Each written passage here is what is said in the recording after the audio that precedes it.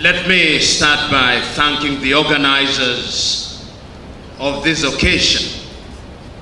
I've sat for a few minutes and I've been thoroughly moved. I've used the occasion to send a number of messages to my colleagues in Kenya that a powerful thing is going on in Uganda, and that in the fullness of time, we Kenyans and I hope East Africans must embrace what is happening in Uganda.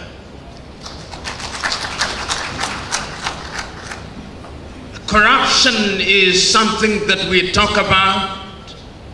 It is something that we complain about. It is something whose negative impact we recognize. It is something that even the corrupt acknowledge is a bad thing. But the irony and the tragedy at once is that those who engage in corruption love it. The tragedy at once is that those of us who do not engage in it directly accommodate it. Our levels of tolerance for corruption in Africa is amazing. A long time ago, a great Greek philosopher said that it is in the nature of man to hang the small thieves and to elect the great ones into public office.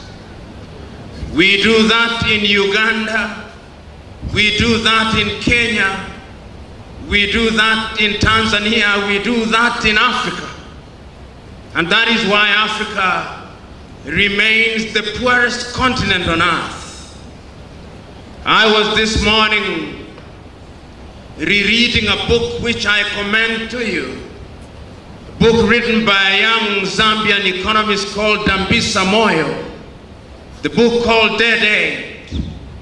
And in the introduction in that book, there is a note which was found in the bodies of two young Guineans who died while trying to run away from Africa. Today, many young Africans are running away. Not so long ago, about 4 weeks to be exact, 300 young Africans drowned in the Mediterranean Sea in Lampedusa because they were running away from Africa. Not so long ago, about 3 weeks to be exact, another group of young Africans drowned next to the island of Malta because they were running away from Africa.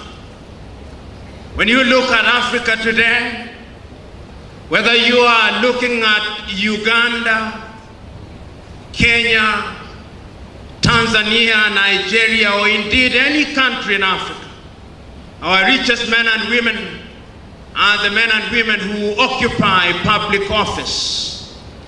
We live in a continent where we celebrate thieves and vilify good men and women. That is the tragedy of Africa.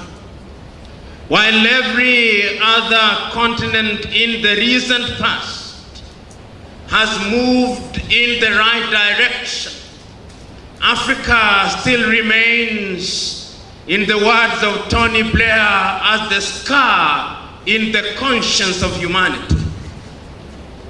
We live in a continent today where, as the young man has said, our young women upon attaining puberty cannot afford sanitary pads, but our public servants have iPads which they do not know how to use. We live in a continent today where our leaders who preside over our health sectors have no faith in the health sector. When they are sick and their families are sick, they run away to seek treatment in Germany, in France, in the United Kingdom, in South Africa and India. Even our health ministers don't have faith in our health departments. We live in a country and countries today where the political leadership have no faith in the education sector. They bring unto us what they call free primary education or universal primary education, but they can never dare take their children to those schools. We live in countries where we claim that agriculture is the backbone of our societies, but we do not use technology to produce crops. Africans are dying younger than they were dying 50 years ago. We live in a country where Africans will energetically seek to amend the Statute of Rome while there is war in Mali, while there is war in Mauritania, while there is no peace in Somalia, while there is no rest in Eritrea. Africa is a tragic continent. And I want to submit to you that corruption is the source of all these. For some reason, a reason that I do not understand, Africans still engage in primitive accumulation. Many Africans, particularly those in public service, will never rest until they have homes in different capitals in the world which they'll never live in. They have cars which they'll never drive. They have beds of gold which they never sleep on because they have no sleep anyway. They buy food which they cannot eat because they long lost their appetites. We live in sad times. I had the privilege of serving as the director of the Kenyan Anti-Corruption Commission. But it would appear that I did not understand my brief well. Upon being appointed, I assumed that my mandate was to go out there and fight the corrupt. But the truth was that I was not supposed to fight corruption. I was supposed to appear to be fighting corruption. Immediately, me and my team tried to fight corruption. The parliamentarians, in their wisdom and in my own view, in their lack of wisdom, used the occasion of the amendment of the law to disband the organization and to send myself and my 4 directors out of office. The history of anti-corruption crusaders in Africa is one and the same. Their mortality rate in office is very short. Before I was victimized, before my victimization, Nuhu Ribadu before me had been victimized in Nigeria. Before I was victimized, McCarthy had been victimized in South Africa and his scorpions disbanded.